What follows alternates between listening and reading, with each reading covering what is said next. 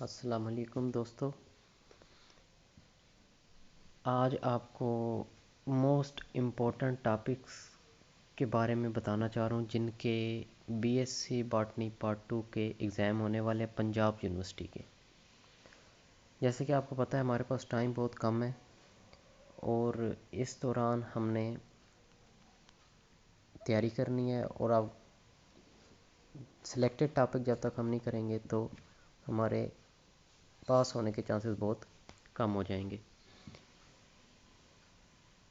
सबसे पहले जो हमारे पास बॉटनी की बुक है, cell biology genetics and evolution, जिसको बॉटनी सी भी कहते हैं, इनके अंदर से कुछ चंद ऐसे टॉपिक्स हैं, ये तकरीबन 25-26 टॉपिक्स होंगे जिनको आप करेंगे तो आपका ऑलमोस्ट ऑब्जेक्टिव और सब्जेक्टिव क्वेश्चन ऑलमोस्ट कंप्लीट हो जाएगा। इन टॉपिक्स के नाम मैं आपको बता दूंगा, साथ आपने इनको तैयारी किस तरीके से करनी है इसकी भी मैं आपको डिटेल दे देता हूँ। नंबर 1 हमारे पास टॉपिक है कार्बोहाइड्रेट्स।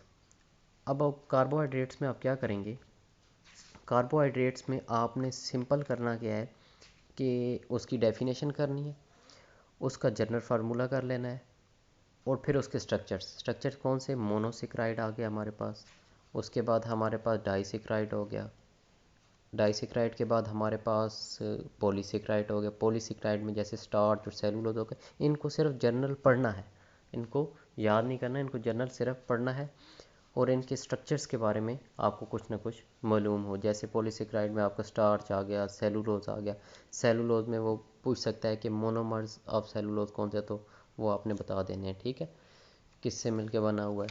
उसके बाद आपसे वो क्वेश्चन कर सकता है, मोनोसेक्राइड के बारे में पूछ सकता है, उसका जनरल फार्मूला वगैरह पूछ लेगा, ठीक है। ये आपने ज़रा देख लेना। फिर आपके पास आ जाती है प्रोटीन्स।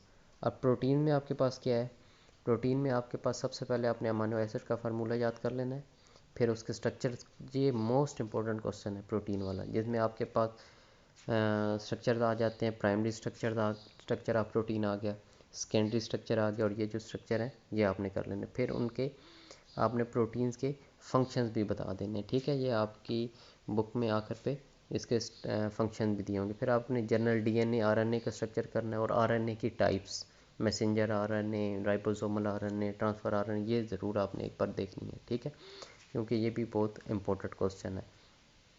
उसके बाद हमारे पास नेक्स्ट आ जाता है प्लाज्मा मेम्ब्रेन।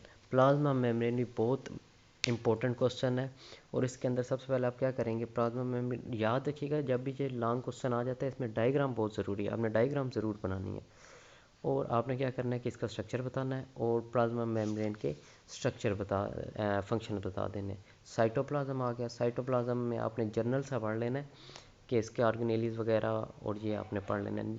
फिर न्यूक्लियस आ गया, न्यूक्लियस मोस्ट इंपॉर्टेंट, और एंडोप्लाज्मिक रेटिकुलम, ये बहुत मोस्ट इंपॉर्टेंट क्वेश्चन है। एंडोप्लाज्मिक रेटिकुलम और इनकी जो आगे टू टाइप्स हैं, रफ एंडोप्लाज्मिक और स्मूथ एंडोप्लाज्मिक, जिसमें रफ में आपको पता है राइबोसोम्स होते हैं और स्मूथ में नहीं होते, इन दोनों के फंक्शन भी आपने करने।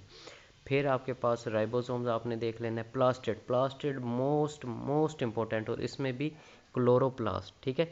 क्लोरोप्लास्ट का स्ट्रक्चर आपने बिल्कुल रट लेना है, क्लोरोप्लास्ट करना है, क्रोमोप्लास्ट कर लिया, लिकोप्लास्ट, ये तीनों टाइप्स आपने करनी है, लेकिन मोस्ट इंपॉर्टेंट क्लोरोप्लास्ट है। नेक्स्ट हमारे पास हेट्रोक्रोमेटिन, यूकोक्रोमेटिन, सेल डिवीजन में mitosis, meiosis, most most important, ठीक है।